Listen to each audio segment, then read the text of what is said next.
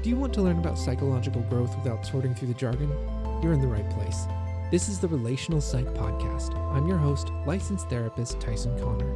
On this show, we learn about the processes and theories behind personal growth and experience a little bit of it ourselves. Join me twice a month for candid conversations about therapy and psychological concepts with real mental health professionals, using understandable language and simple experiments that you can try yourself. Keep in mind, this podcast does not constitute therapeutic advice, but we might help you find some.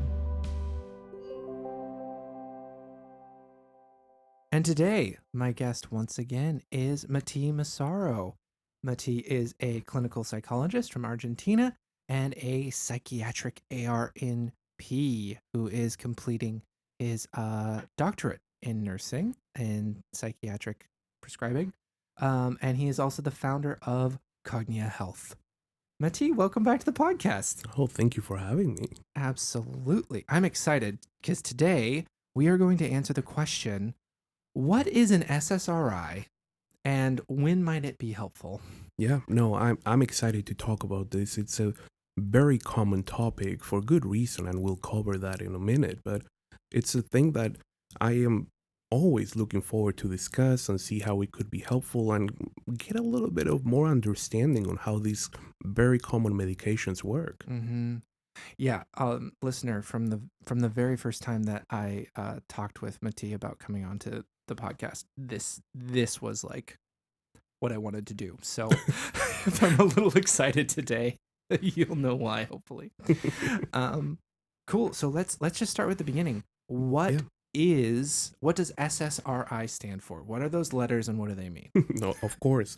So SSRI stands for Selective Serotonin Reuptake Inhibitor. And this is kind of like a weird, complicated name, but it honestly is almost self-explanatory, to be honest. It's all in the name. So let's start by saying what is serotonin, right? And serotonin, for those who may not know or may never heard of this word, is essentially a little communicator. It's technically called a neurotransmitter, and among the neurotransmitters is particularly one that belongs to a family of the monoamines.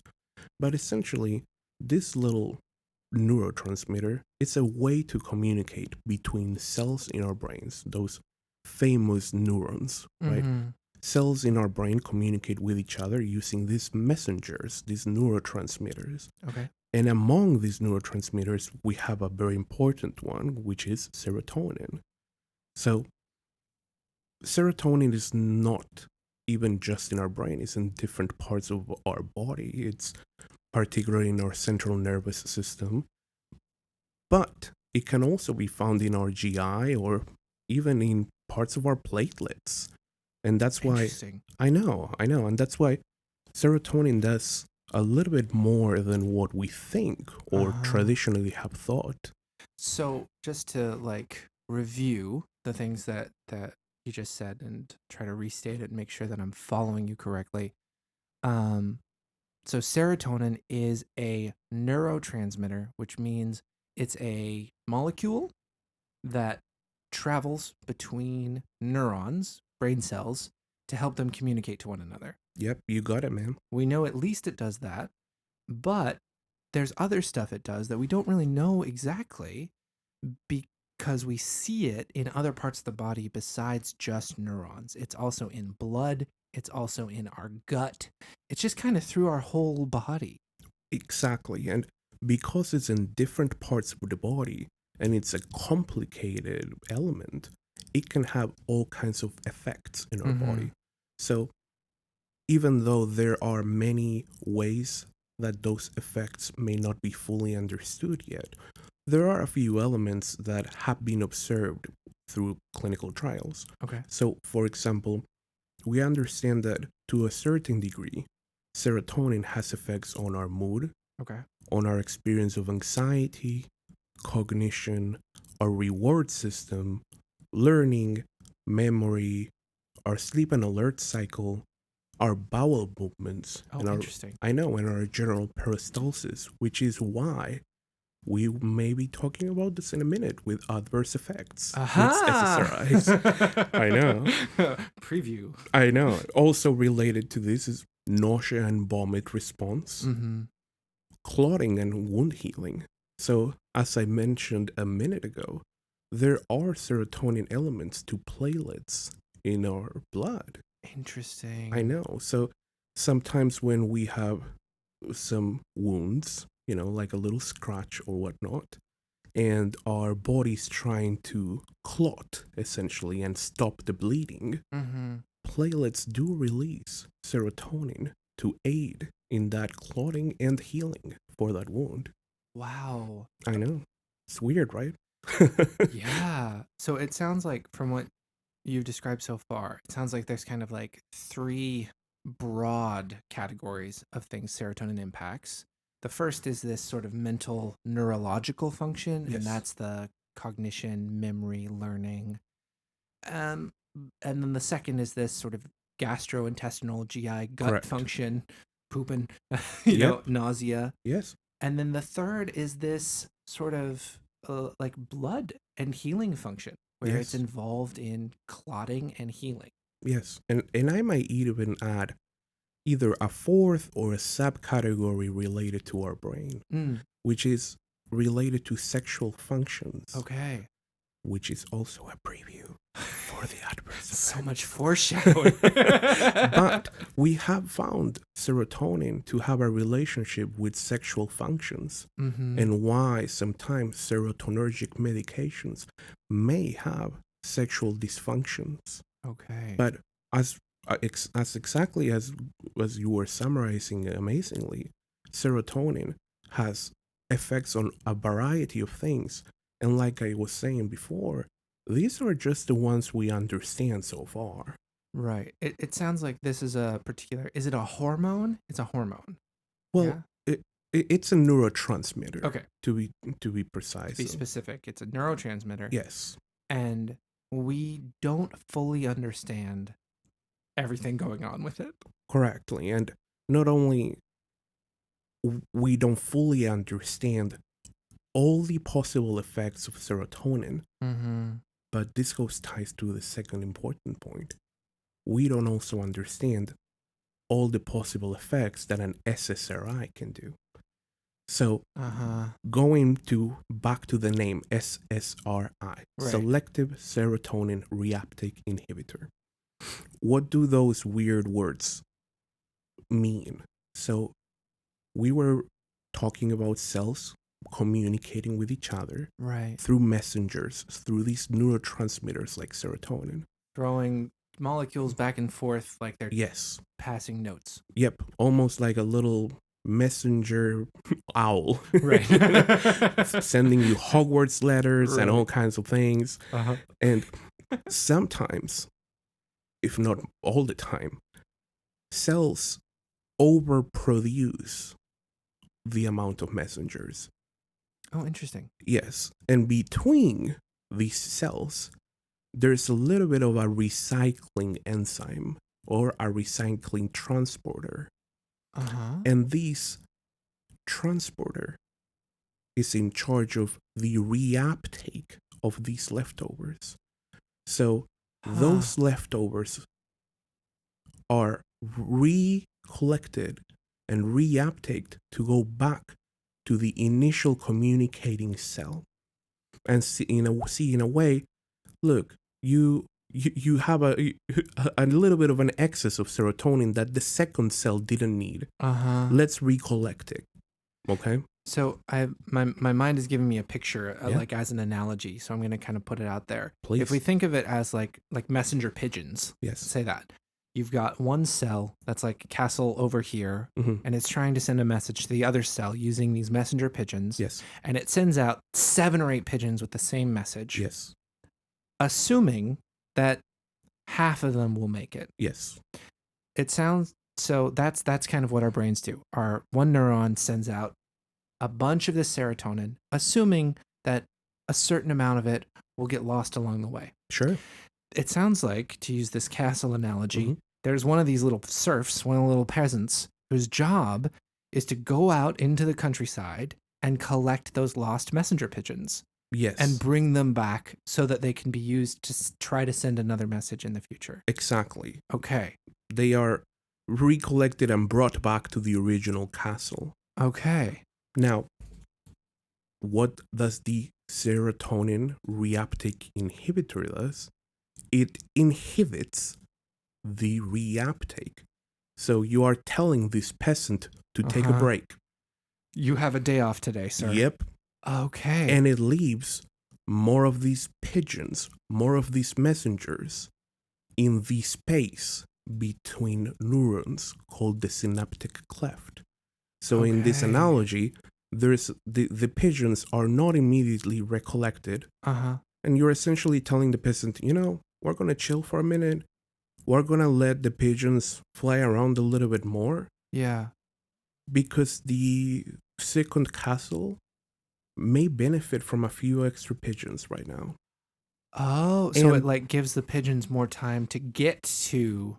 Is that where the serotonin ends up? Does it like eventually get to the cell it was going for? Yes and no. Oh. So so what we see is that the second castle or neuron has more serotonin available in the space for incorporating into the castle or the cell.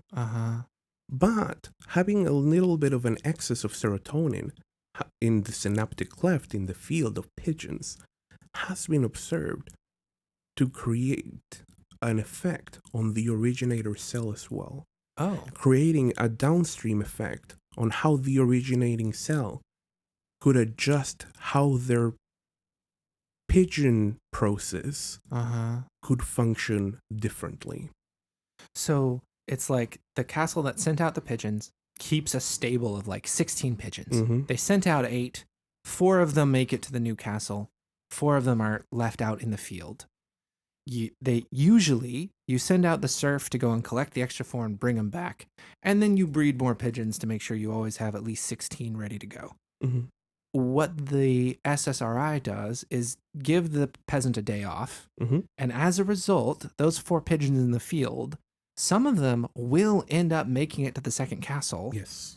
And at the first castle, they're going to breed more pigeons more quickly so that they can keep up to their quota, basically. And some of those pigeons might eventually, for the purpose of this analogy, come back, but with, let's say, more information. Let's say in this analogy, look, we realize that this path between castles usually has a tornado in the middle. And we should, maybe we should design a new route to communicate between castles. Again, this is an analogy, of course. The pigeon comes back a little bit tattered, and we think maybe we should train them to avoid the tornado. And it will create adjustments in both ends. That's kind of what we are observing. So in technical terms, if you will, it will increase the serotonin signal between both neurons eventually. Having these extremely interesting and a little weird, if you will, of an effect that we don't completely understand. But by blocking that serotonin reuptake, by giving time off to that peasant, we see a lot of these effects. One of them is the one that we just talked about. But we also see other things that we don't completely understand. So the analogy will fall apart here, but I'm curious to hear what... We go from pigeons to cyberpunk robots in a second. Here we go. But essentially, besides this effect that has been sort of the traditional understanding of what's going on, these past recent years, we are observing even more and different effects than SSRIs can have. One of them is how there's a particular factor called BDNF that stands for brain-derived neurotrophic factor. Whoa.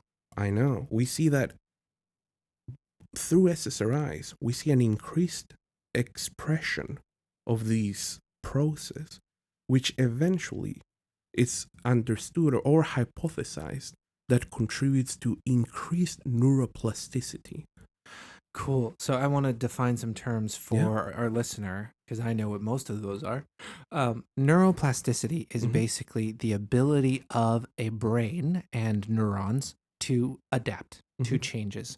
Plasticity in this case means kind of like flexibility. You want your brain to be able to respond to new information. You don't want to just do the same thing over and over and over again. You want to be able to like adapt. Think of it like the difference between driving a car and getting on a train, right? A train can just go one way and you can change how fast you go, but like you've got one track. Yes. With a car, you can go different paths to get to the same place. Neuroplasticity is your brain's ability to adapt to new situations. So to like try to bring it back to that analogy in a way that might stretch it a little too far, this process by which you give your pigeon collecting serf a day off leads to a pattern where the castles start to pay more attention to the routes they're sending neurotransmitters on, the routes they're sending their pigeons on. And now we're not talking just two castles talking to each other. We're talking a whole network, a countryside full of castles that as they start to pay attention to how they're sending messages to one another, it's not just changing the way they're sending out pigeons. It's changing the way they're sending out carts with donkeys. Yes. It's changing the way they're sending out knights. Yes. It's changing the way that the entire network of castles is rethinking how they connect. Exactly. And what we've observed with some of these processes, it's also a possible effect on inflammation. Oh. Yes. So one of the etiologies and current hypotheses of depression, it's related to inflammatory markers. Interesting. And inflammation in general, some tests for something that's called C-reactive protein, which can be a marker for general inflammation in the body. So by decreasing inflammation possibly through this mechanism, we may start observing some of the SSRI effects on mood, anxiety, and other indications that we'll discuss in a minute. Yeah. And for the listener, inflammation doesn't mean that you're on fire. It means, as I understand it from my anatomy and physiology class from when I was a senior in high school, inflammation means there's usually more blood in a space than it's kind of meant to hold. The space is a little stretched full of fluids, usually blood. Is that accurate? Like swelling? Yeah, exactly. I would describe it in the terms of swelling. Okay. And one other part to make this analogy even a little more, testing is that there's also a component to SSRIs that shouldn't be ignored, which is a placebo effect. Right. There's a component to SSRIs. It depends on different clinical trials, but sometimes it can go, 15 to 30% of an SSRI having a placebo component, which is not to be mistaken in general as something bad. The placebo effect, it's incredible. Right. Yes. It truly is incredible and it's effective. And what we've learned with research is that the placebo effect is basically immune to knowledge. In other words, folks can understand that something might be a placebo effect, and it does not prevent the effect from working. That's incredible. Listener, if you're not familiar with the placebo effect, there's a really good early Radiolab episode about it that I'll probably link in the show notes, which I think is great. But the short version is sometimes the act of taking something that you think might help you will be effective in helping you, even if there's no reason why that thing should help you. So, for example, if you have a headache and you take a pill thinking it's a painkiller, but actually it's a Tic Tac, your headache might go away. That's the placebo effect. And the thing that's really interesting that Mati was just talking about, to me at least, is that even if you know it's a Tic Tac, that it's not going to make the pain go away by painkiller. Like, it's not going to be ibuprofen. It's not going to be acetaminophen. It's not going to be oxytocin, cotton, whatever. Taking it will still work. Yeah, it's amazing, isn't it? That's and I think part of what's important is that oftentimes people can talk about the placebo effect like it is a bad thing, like, oh, it's just placebo effect, which if you're researching like specific drugs and their effectiveness, then sure, you don't want to find out your drug only works by placebo. But if you are trying to feel better and to recover and to heal, the placebo effect is absolutely your friend Oh yeah, because it's part of your healing process. absolutely. And so we just covered so many of the ways that we are trying to understand how an SSRI has this impact. Mm-hmm. But the bottom line is that even though we continue to learn about these medications that we've studied for decades Yeah. at this point, the bottom line is that through a lot of research and clinical trials, is that by disabling or blocking this reuptake Uh-huh.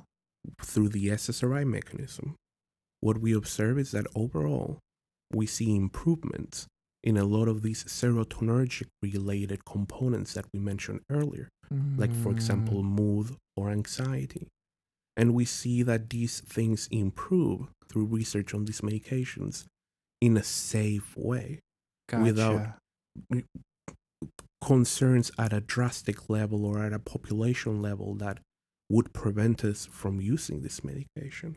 I'm hearing a hypothetical listener who's listened thus far and is interested and is like, okay, pigeons, castles, I'm following your crazy analogy, but how does an SSRI, how does this whole process actually improve mood?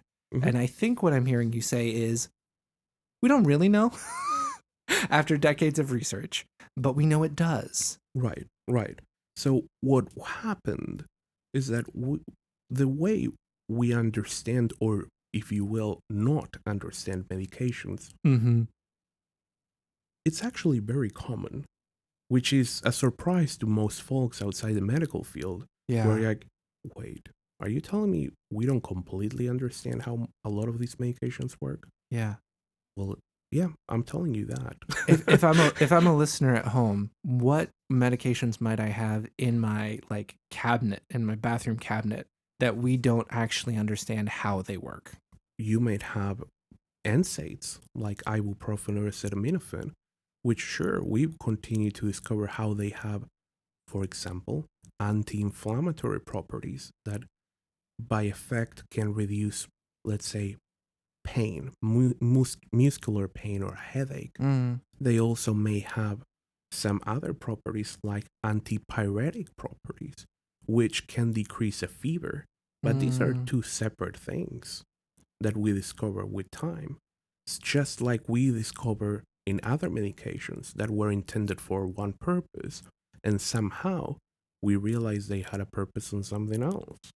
Like, for example, a medication for blood pressure Uh-huh. used in historically in veterans for different purposes, that eventually we realized that they were treating chronic nightmares.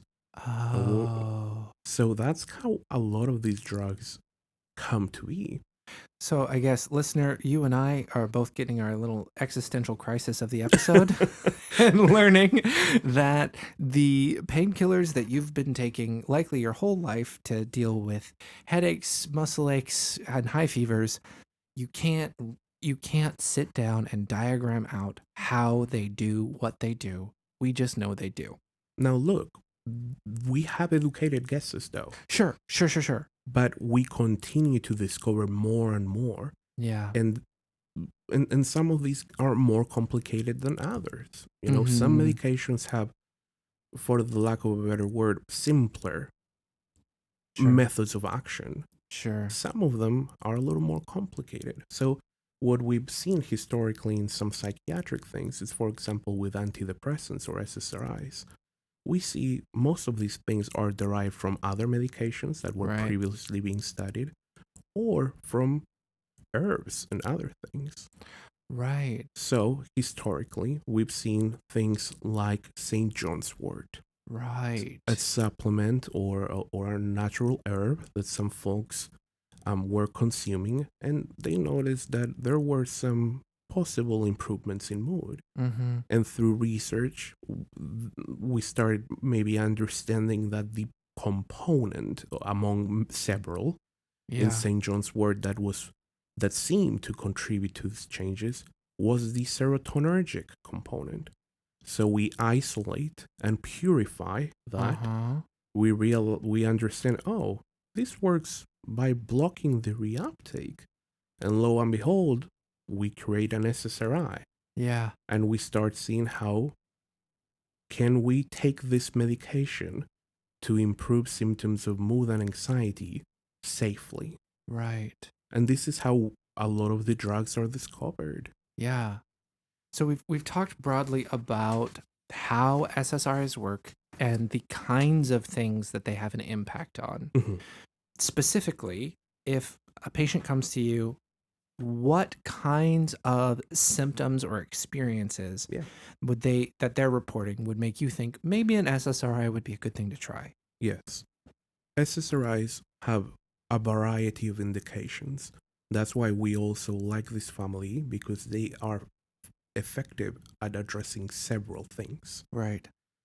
Typically, we are talking in the mood realm, in the Mhm. anxiety realm, and the obsessive compulsive side of things. Okay. So generally speaking, we can break it down into meth by meth, but generally speaking, the family of SSRIs is indicated for major depressive disorder, Mm-hmm. for generalized anxiety disorder, for Mhm. social anxiety disorder, for panic disorder, for PTSD, Mm-hmm. for OCD, on premenstrual dysphoric disorder. These are folks who experience severe symptoms related to mood and anxiety Mm-hmm. previous to their menstrual cycle. Yeah. But we also have research indicating more off-label indications for SSRIs. Mm-hmm. Among those, some of the most common are vasomotor symptoms of perimenopause, just like hot flashes or night sweats. Oh. And for some folks, premature ejaculation can be treated with SSRIs. And that's why we will talk a little bit later too, but Yeah. why I was referring to sexual functions and SSRIs earlier on at Yeah. serotonin. Because when you're talking about things involved that are like the result of like sexual development, normal sexual development, and something like premature ejaculation, at that point, the impact on sexual functioning isn't exclusively a psychological impact. Right. There's something physiological there. Yes. And listener, just so you know the difference, psychological means it's something happening in your mind, primarily in your brain. Physiological means there's something happening with the mechanics of your body, something happening in your organs separate from your brain or central nervous system. Sure. So we can use SSRIs effectively for so many of these things. And again, to summarize, typically related to depression, anxiety, or OCD like experiences. So let's say I'm a patient. I've come to you reporting one of these or multiple of these, because that's pretty common, right? Yeah. A lot of people report anxiety and depression at the same time. Trauma and anxiety, trauma and depression, they tend to cluster. Yes. And you've said, okay, I think an SSRI would be a good fit for you. Mm-hmm. I say, yes, sir. I'll start taking it. What happens next? Yeah, no, that's a great one. So once we discuss starting a medication, there are different things that would be prudent or important to discuss. The first thing is to discuss timeline and possible expectations on how the medication might contribute to some effects. Now, generally speaking, we have some, let's say, standard expectations on how things should progress, but it's important to highlight that this does depend on the person. Sure. Everyone has different mental health experiences, different bodies, metabolisms, genes. So it's important to consider the individual when expecting how the medication may have an effect. Mm-hmm. That being said, usually within the first week or two, we should start noticing some effects, particularly in our sleep, energy, appetite. And some things may take a little longer Okay. to produce a noticeable effect. And sometimes within 4 to 8 weeks, we start noticing improvements in our mood, in our anhedonia, amotivation, anxiety. Mm-hmm. And for those who don't know, amotivation, it's the lack of motivation or difficulties with motivation. In anhedonia, it's essentially difficulties experiencing pleasure or Mm-hmm. joy. In the way I typically describe it, when someone is experiencing anhedonia and depression, it's not that they are particularly feeling dramatically down or acutely depressed, but that their life is just gray. Yeah. Yep. It's flavorless. It's just gray, joyless. Yeah, I feel like anhedonia is one of the symptoms of depression that we don't talk about as much, but and I'm glad we're underscoring it here because I there was research that I heard about way back in grad school and I've never checked up on. So for all I know, it might be completely made up. But what I heard is that people who are experiencing depression, clinical depression, if you give them a color spectrum and say, identify for me where one color becomes another, they'll take like a section of a rainbow and they'll identify 3 or 4 colors. If you take people who aren't clinically depressed and give them those same color spectrums, they'll identify 5 or 6 on the same spectrum. So what this research suggests is that literally when you're depressed, your world is more gray. Mm-hmm. Colors are less vibrant. Food is less tasteful. When you say like there's the taste is gone, like literally physiologically, again, Yes. there's that word, you experience less of the world. And the way that people get to this in like questionnaires and things like that, oftentimes it uses the phrase or the idea of things being less pleasurable than they used to be. Yes. I used to enjoy watching football with my friends. Now I just go through the motions. Yeah, it's right? kind of That sort of whatever thing. now. Yeah. And anhedonia is a more common symptom of depression than like being really weepy all over the place. Yeah. So if I'm hearing you right, if I'm taking an SSRI and it's gonna work for me, even and I'm taking the right amount, it can take up to 2 weeks before I notice any effect. And I'll probably notice it first on my sleep and my appetite and the amount of energy I have day to day. And then it can take up to 2 months, even if it's the right med for me, Yes. for me to notice an impact on my mood. Yes. And Whew. that is a little bit related to the mechanisms that we were discussing earlier.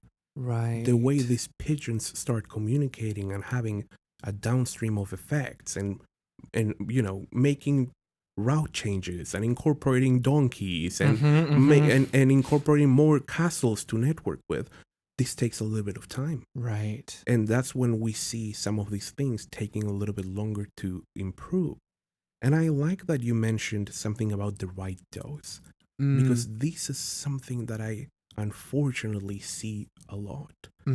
I see a lot of folks who come to me and unfortunately think that SSRIs don't work. And I understand why they say that. They unfortunately had a poor experience with them. And once we dig a little deeper, their experiences with SSRIs were with subtherapeutic tiny doses. Maybe they were the right initiation doses. Let's start with a small dose. That's perfect, and we'll talk about it in a minute. But after starting with a tiny baby dose, we needed to increase that dose to therapeutic levels. In other words, most folks take ibuprofen for, let's say, a little bit of a headache or muscular pain in general. Sure. And as you may or may not remember, the smallest typical tablet of ibuprofen is 200 milligrams. Now, some folks are receiving what would be the equivalent of 10 milligrams of ibuprofen and telling me, hey, look, man, I've tried ibuprofen, but it doesn't do anything for my headache. Wow. And it's unfortunate because they are right. They truly are. The medication they tried didn't help them, unfortunately, and honestly, that sucks. Yeah. But it's part of our role as clinicians to explain why there's still a good chance that this medication might be helpful. We just need to use the right doses. Yeah, to use maybe a more illicit analogy, I think most of our listeners are probably familiar with feeling the effects of alcohol, right? It sounds like what you're describing is like someone being given a thimbleful of wine and drinking it and saying, you know what? I tried drinking alcohol and I didn't really feel the euphoria and the loss of inhibitions and those things that people drink it for. I guess it doesn't work for me. And you're saying, well, yeah, it's because you had a thimbleful of wine. Right. Like, people drink that much on Sunday mornings and give it to babies. Like, you're fine. Right. You kind of need right. more to actually feel the effects. Yes. Yeah. Now, Cool. one of the things that I also see often is sometimes thinking that the medication may not work because it didn't work before. And we just mentioned how dosing could be an issue. Sure. But also the trial time can be another factor. You and I were talking about how some of these things like mood or anxiety take maybe up to 8 weeks to start producing a noticeable effect. And I see folks who sometimes try the medication for a month, didn't notice any improvement, and stopped the medication. So usually we don't consider that necessarily an adequate trial of the medication. Yeah. Where we may have noticed some of these improvements, but we didn't give the medication enough time, if I'm making any sense. Yeah. Yeah. I mean, what I'm hearing is like, if you are trying out a new SSRI on Halloween, like, you won't really know if it works until the new year. And that's actually a pretty long time. Yes. Yeah. And it requires some patience, it sounds like. Yes. And it's, I would say, arguably my least favorite thing of SSRIs. They are incredible, and we'll continue to talk about why. But I think probably my least favorite thing is that they take a little bit of time. Yeah. And we want to be safe and prescribe safely. And, it might take time. Now, that being said, most folks I see notice a response earlier than 8 weeks. Yeah. But, it's important to be mindful that we might need a little bit of extra patience. Yeah. And while adjusting that dose, a lot of folks and I have a discussion where adjusting a higher dose doesn't necessarily mean more acuity. In other words, a lot of folks are having discussions about dosing and may feel a little guarded about increasing the dose, thinking that I don't know if I need a higher dose because I'm not, let's say, suicidal right now. Right. And that's not necessarily what dosing means. Someone might not be acutely suicidal at the time, but they might still actually be severely depressed or severely anxious. But noticing what we call a partial response to the medication. In other words, we see that some things are feeling a little better, but there's some room for improvement. And what this typically means, it's not necessarily that there's more or less acuity, but that your body, your genes, or your metabolism might benefit from a higher dose. Right. It makes me think about how it's kind of known that like people who are redheads oftentimes require more anesthetic to actually like go under for surgery. Why? Their genes are just that way. Yes. Right. So like if you have a 5'2", 110-pound woman with like bright red hair, she might need more anesthetic to make it through a tonsillectomy than a 6'2", 225-pound man with blonde hair. Right. That's just a thing that doctors know. It doesn't mean that the shorter woman is like going to be experiencing significantly more pain or is a problem or has anything wrong with her. It's just a different body's way of processing the dose. Exactly. So being on like a much higher dose of an SSRI doesn't necessarily mean that you're more broken or more depressed or have more Exactly. trouble than anyone else. That's right. It just means your body needs a certain dosage for the SSRI to do its job. Yes. So what I try to joke around with folks in general is, look, we're gonna see this a little bit like we're gonna go to the back of Target Uh-huh. and try a few shirts. I don't want a shirt that's too little for you. I don't want a sub-therapeutic dose that's not gonna do anything. Right. And I also don't want this humongous shirt on you and over medicate for no reason. I want the right shirt for you, for Right. your body, your experience, your genes, and your metabolism. And I think working together, we can figure that out. And And with how long the timelines are for SSRIs, does that mean that it can take a long time to find the right dose for people? that's a good question. And typically, within the initiation period of Mm-hmm. 4 to 8 weeks, it should be enough guideline for us to see. In Okay. other words, we should notice at least a partial response. Right. Similarly to what I was saying before, where we notice some improvement. And sure, there might be some room for improvement where we can continue addressing and improving our mood and anxiety. But by 8 weeks, we should notice some effects. Yeah. If for some reason we don't notice any improvements on this medication, or it's an extremely rare case where we'll talk about adverse effects in a minute, Yeah. but where things are feeling this uncomfortable, it's appropriate to change medications. And this would be appropriate to change to a second SSRI, to a sister medication Mm-hmm. that's similarly enough to produce good effects, Right. but different enough to create a separate response, a response that ideally would be better and more tolerated. Gotcha. Yeah, because there's not just one SSRI. So it's kind of like, to use our pigeons analogy, different SSRIs are kind of like different time off schedules for your serf who goes out and collects the pigeons, right? They'll have different impacts, different ways of working. Right, just like in NSAIDs, you have acetaminophen or Tylenol, Right. or ibuprofen, Advil. The same class of drug, the same mechanic, but slightly different effects. Exactly. And so you use them for different situations.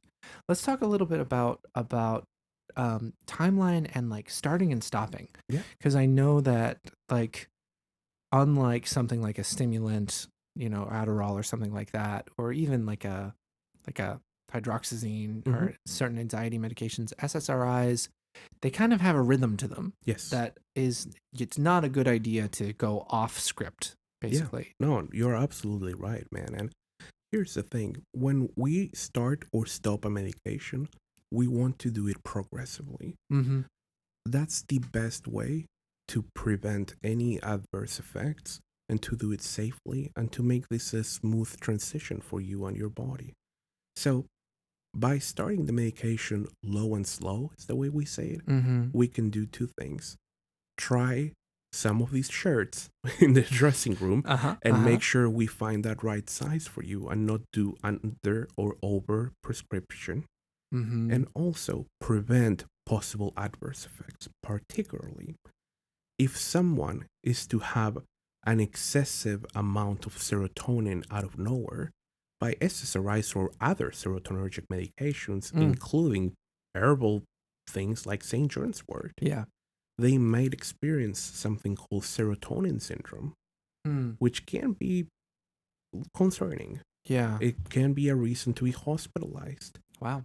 Where we are experiencing tremors, high fevers, and sweating and other possibly concerning symptoms. Yeah. So to prevent something like serotonin syndrome, we go progressively through small increments. On the other side, if we've been taking a serotonergic medication for a little bit, and we discontinue it cold turkey, we might experience serotonin withdrawal Mm-hmm. where our body starts experiencing what we call flu-like symptoms, for example, some malaise, headaches, nausea. So typically, both to start or to stop medication, we recommend everyone to do it with their provider and do it Yeah. progressively, to do it safely, to prevent any uncomfortable experiences. It sounds kind of like because we know however these drugs are doing their job, it involves making big, slow changes to a big, complicated process. And so if you make a sudden change in the drug, then your brain has to react quicker than it's prepared for. Whereas if you make the slow changes, then your brain is able to respond slowly. And all the pigeons get confused. Right. Confused pigeons wandering around. Right. And when it comes to timeline, which was one of your questions, Yeah. it obviously varies case by case. But what we've learned through research is that once we achieve at least some response on the medication, partial response, maybe full response, it's recommended to take this medication for 12 months. Depending on the literature, 12 to 16 months. Mm-hmm. Because what we've learned is that folks who stop the medication earlier than this timeline might have a higher risk for relapse. So what we want is to set up folks for success and, treat this major depressive episode and not have another one. So Gotcha. by following this timeline that we observed through research, we create the best success chances. It's kind of like when people get braces, you're encouraged to wear a retainer for a certain amount of time afterwards. Yes. To prevent them from returning. Yes, I like that analogy too. And I often also talk about antibiotics.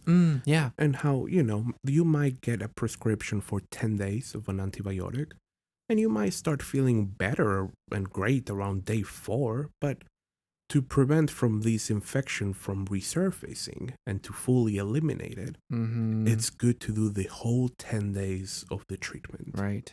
Yep. So let's talk about it. This is the number one thing I hear about SSRIs, partially probably because I work with a lot of adolescents, and I know that's especially concerning. The black box warning, the adverse effects. What scary, scary things can happen. Yeah. So, like with any and every single drug, and this includes not just medications, but I'm talking alcohol, I'm talking cannabis, I'm talking caffeine. Every drug has possible adverse effects. Yes. That being said, let's focus on SSRIs. Here's one of my favorite things. SSRIs are amongst the best tolerated medications in medicine. So best tolerated. Yeah. That sounds like it means SSRIs are some of the medications that the fewest people have negative side effects to.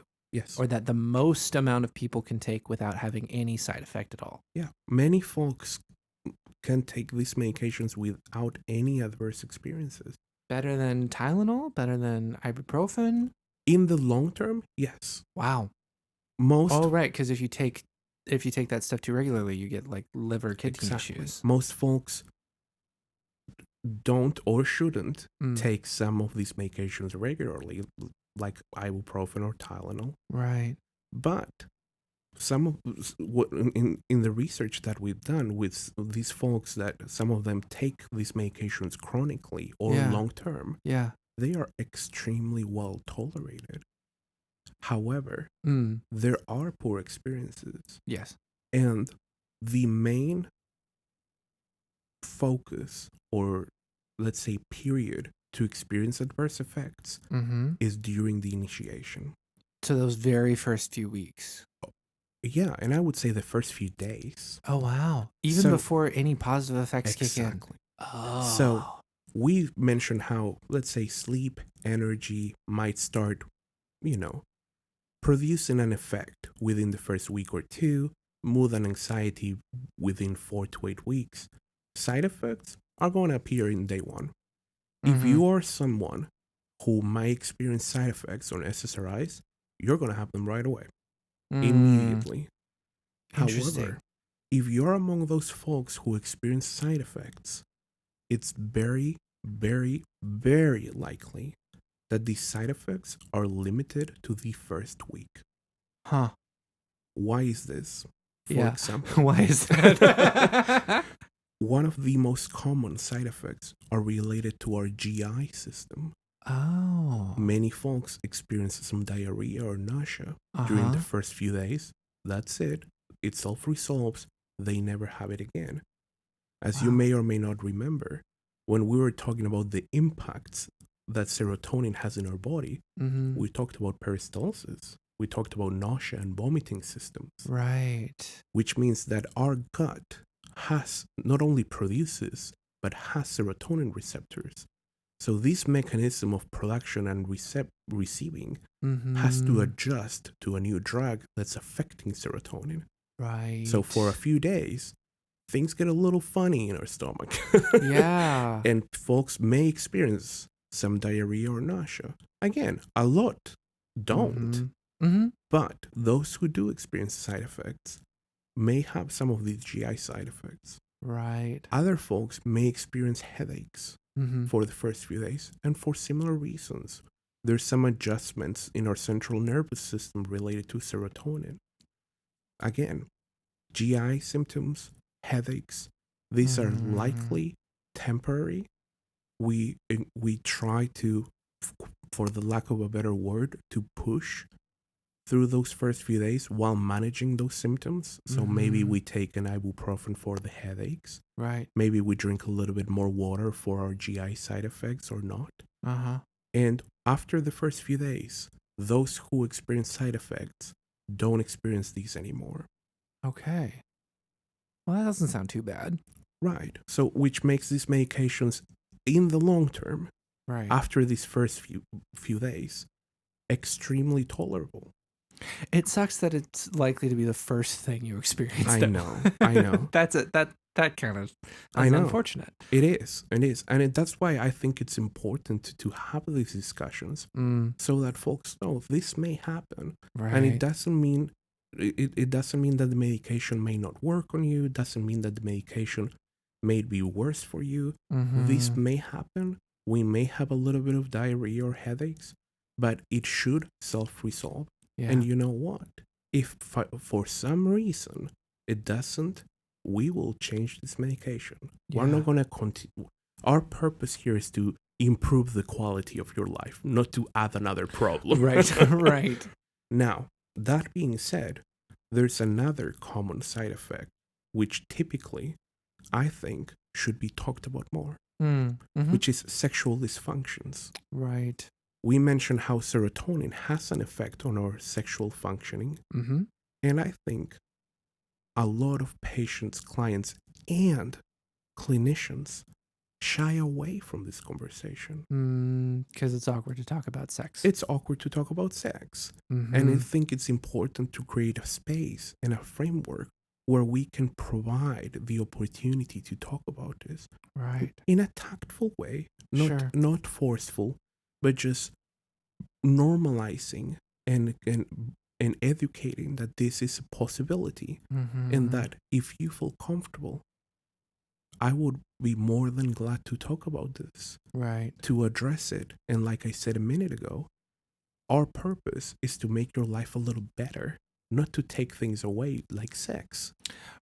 Right. And I'll decide if to include this in the episode or not. But one of the things that I've heard before from people, not just in the therapy office, but online, friends in my life, is how sometimes you'll be really depressed, you'll feel awful, and one of the few things that will predictably make you feel good might be sexual activity. Yes. Either with a partner or alone.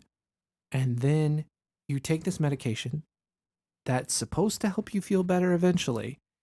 And the first thing it does is take away the one pleasurable activity you could rely on. And that sucks. Oh, I agree. And what I'm hearing you say is like, yeah, it super sucks. And if you can talk to your doctor and talk to your therapist about it, talk to your providers, then you will hopefully learn this is probably short term. Yes, this sucks. And if you push through it, then you will see the benefit of the drug.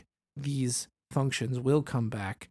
And maybe, I don't know, there are things that you can do and things that you can Exactly. adjust to Yes. compensate for that loss of sexual function. Yes, and it all starts with being able to talk about it. Right. I can't remember from the top of my head the number. We can obviously search it after. Sure. But there was, from previous research, a huge percentage, like something tells me like 80% Uh-huh. of female identified patients Uh-huh. who experience sexual dysfunctions on SSRIs don't feel comfortable to bring them up during the visit, during the appointment, Wow.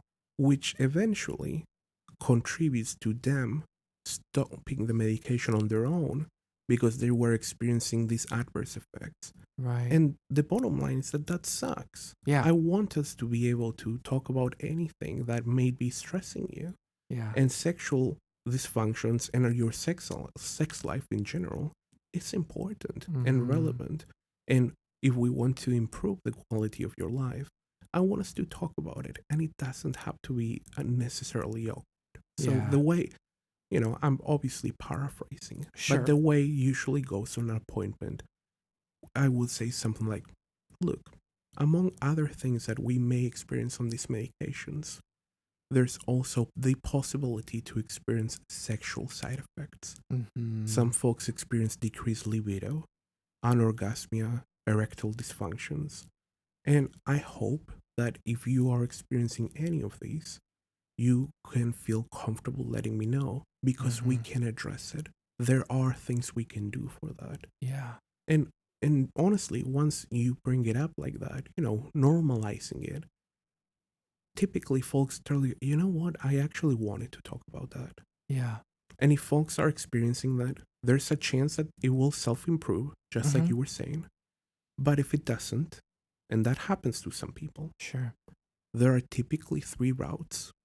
Okay. One of them is adding a second medication that cancels the sexual related component of serotonin. Mm-hmm.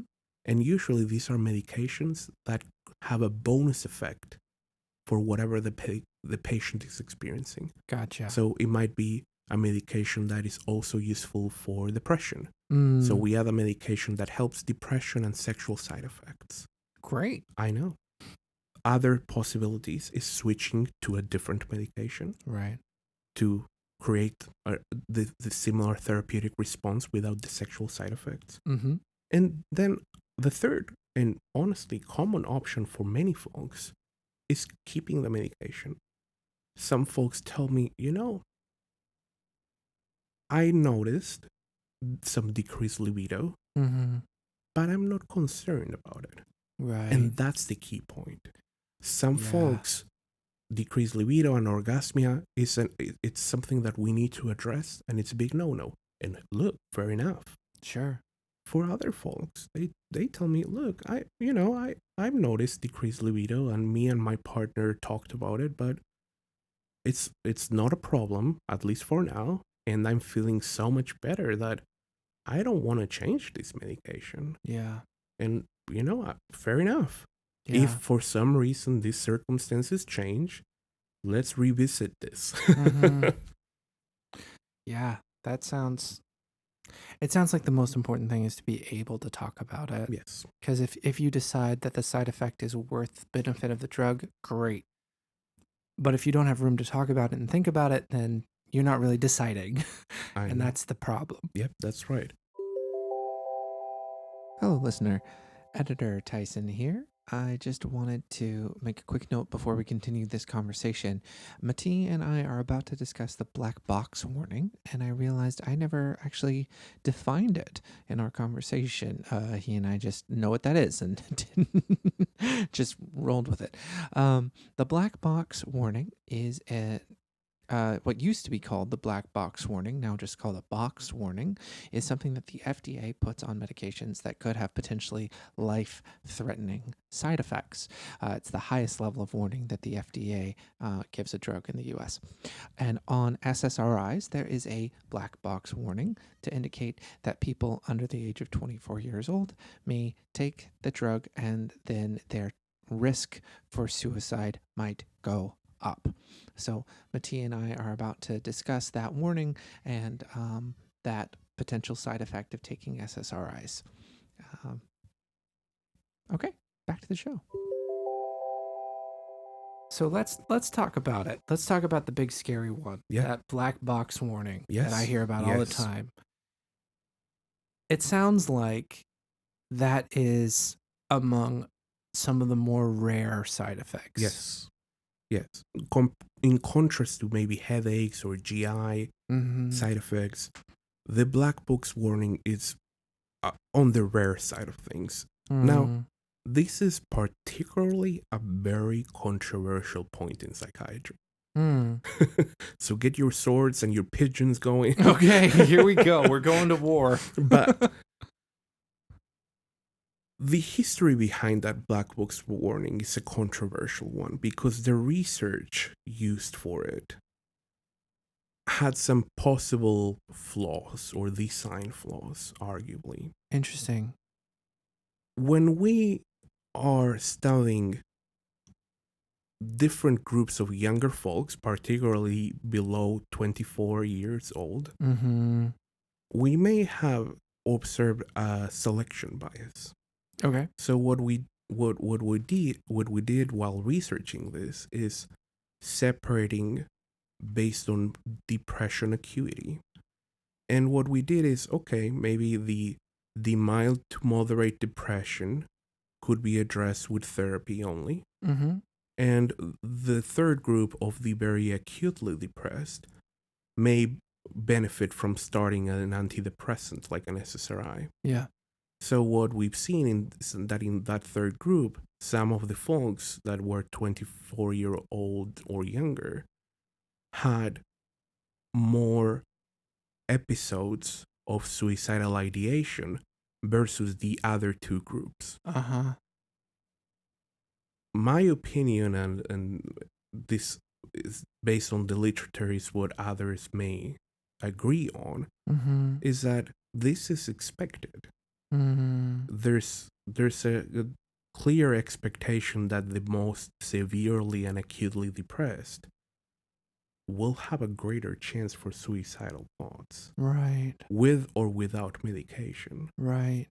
So you have to take that little black box warning with a grain of salt. Gotcha. Now, the second important point about it, regardless of that research, comes with the timeline of response for these medications. We've talked before how some things improved earlier than others, like energy improves way faster than our mood and anxiety.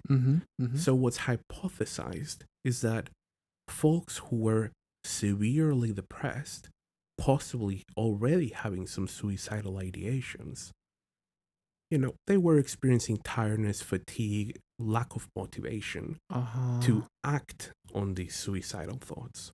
Gotcha. Now, you give them a medication that may increase their energy before their mood, and it's hypothesized that in some of these cases, you are helping get some of the energy they may have needed to act on those suicidal thoughts. Gotcha. Am I making sense? Yeah. It sounds like the research around that like initiated this black box warning is controversial, and it may be designed so that it's more likely to be studying people who are already at really high risk of suicidal thoughts and the way that the mechanisms work. Your mood is one of the later things that actually improves. And if you're really depressed and really, really down and really low energy, and then all of a sudden you have energy, but you're still really depressed and still really down, you might have the energy to explore and think about and act on things that previously might have just been kind of a passive background idea because you were too depressed and low energy to do anything. Yes. The energy comes first, but it's a question of where does that energy get pointed at until the mood kicks in. Yes. Now, all this being said, we talked about common side effects and we talk about some of these rare ones. Regardless of common or rare, there are two important things that I want to reiterate. Yeah. The first one is to prevent a lot of these. That's why we start slow Yeah. and we go gentle with you and your body. And the second point is that's why we also check in. Why it's not that we should prescribe this medication and tell you come back in 6 months. Right. We typically tell you come back in a few weeks. Yeah. So we check in, and I'm around for messages, for calls, for anything. In case you're feeling unwell or concerned, I want you to talk to me. Yeah. Because we can do something about it. Yeah. Yeah. That feels really huge because I know a lot of people. I was talking to someone recently who was given a prescription for an SSRI by a provider, and they're just kind of holding on to it, and they don't really have a follow-up planned. And I think partially based off of this conversation, I will encourage them, hey, look, if you do decide to start taking it, schedule a follow-up with your provider pretty soon afterwards. Because I don't think, kind of like with psychotherapy, we don't want you to be on your own in the process. With psychopharmacology, we don't want you to be alone in the process. Exactly. It's a complicated thing, and having access to your support network is pretty important. And it's important to keep this communication going, right? Yeah. Just like I was mentioning about sex, now about starting or stopping medication and about everything else. Yeah. The idea is to create this collaboration between us and clients or patients and figure this out together and safely. And I think a lot of people can get the sense that my doctor wants me to take this medication. If I don't want to, then we're in an argument. Right. And what I'm hearing you say is no, you want your patients to feel better. I agreed. And if the medication isn't working for them, it's not like you're on the side of the meds. You're on the side of the patient. I tell everyone, my only jersey and my team is Team U. I'm not pro or against drugs. I don't collaborate with any pharmaceutical representatives in particular.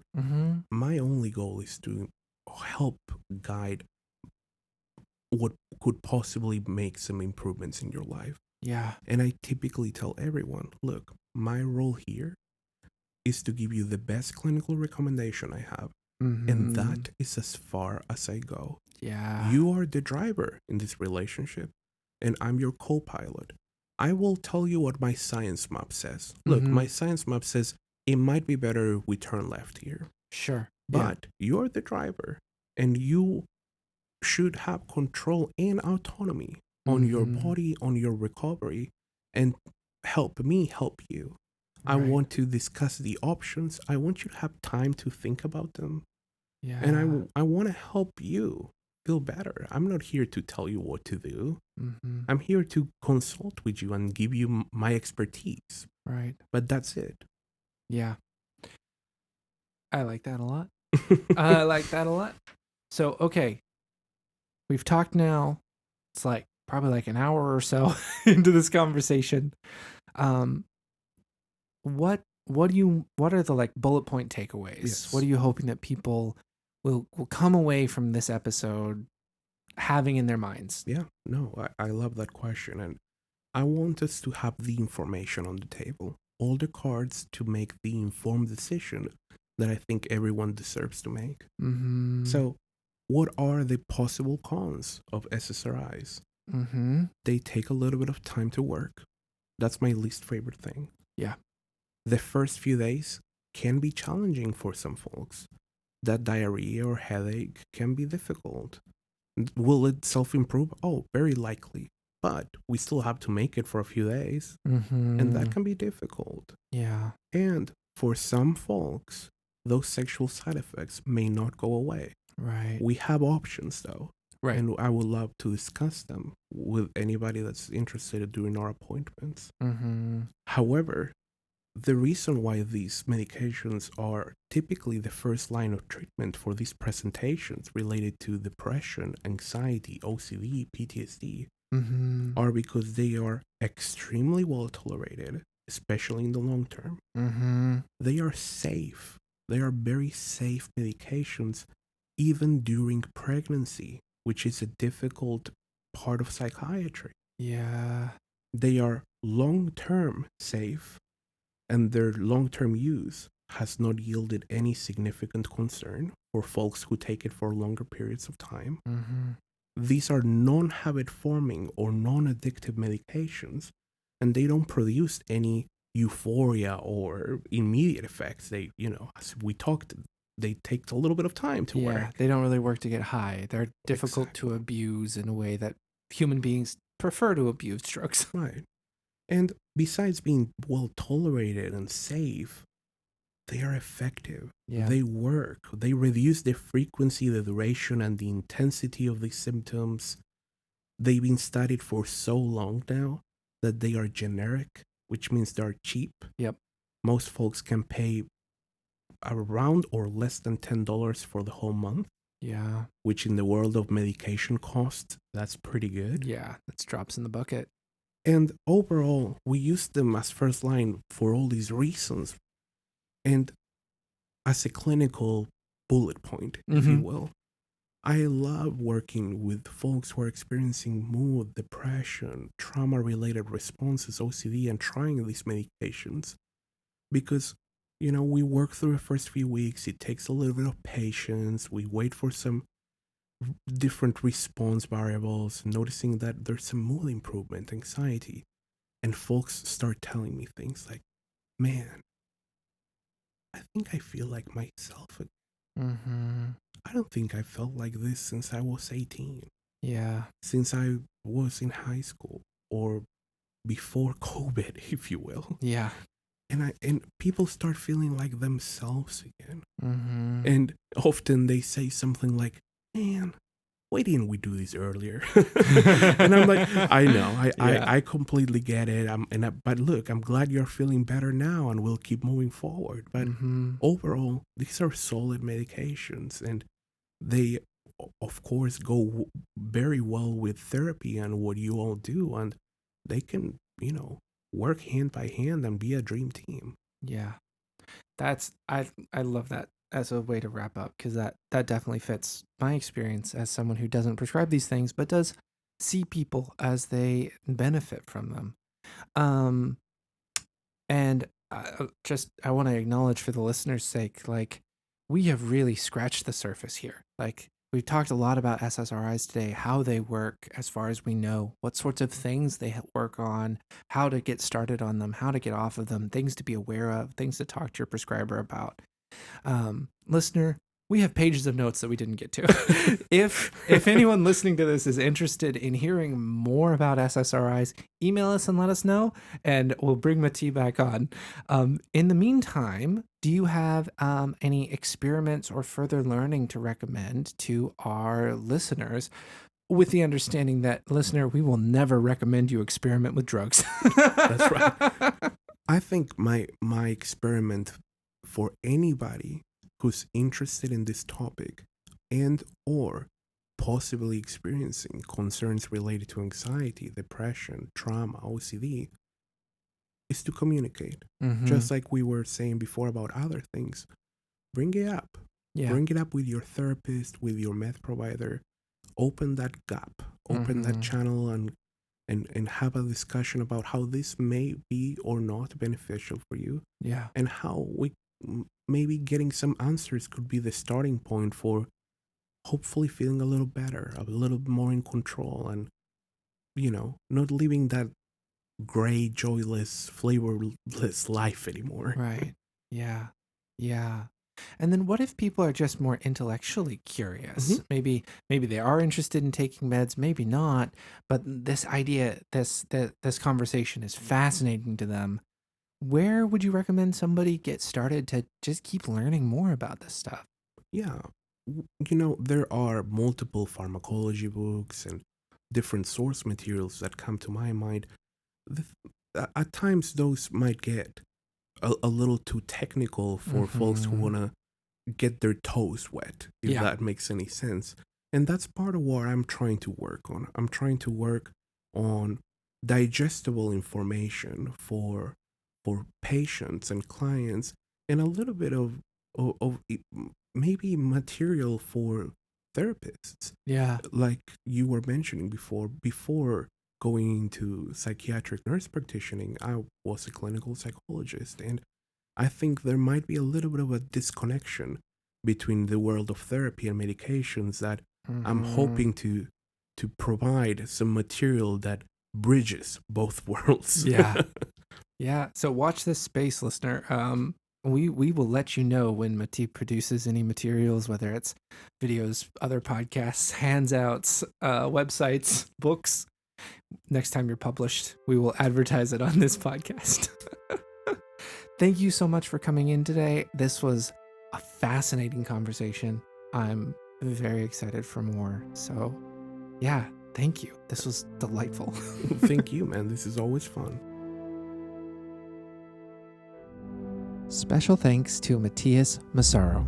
Mati can be found at his website, cogniahealth.com, where he publishes articles, infographics, videos, and podcasts educating providers and the public about psychotropic medications. The link to his website is in the show notes. Also in the show notes is a link to the Radiolab episode about the placebo effect, which I mentioned earlier in our conversation.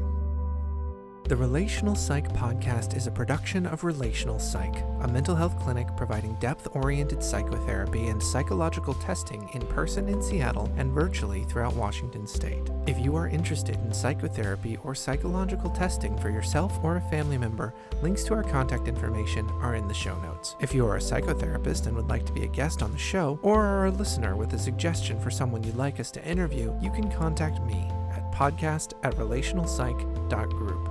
The Relational Psych Podcast is hosted and produced by me, Tyson Connor. Carly Claney is our executive producer, with technical support by Sam Claney and Allie Ray. Our music is by Ben Lewis. We love you, buddy.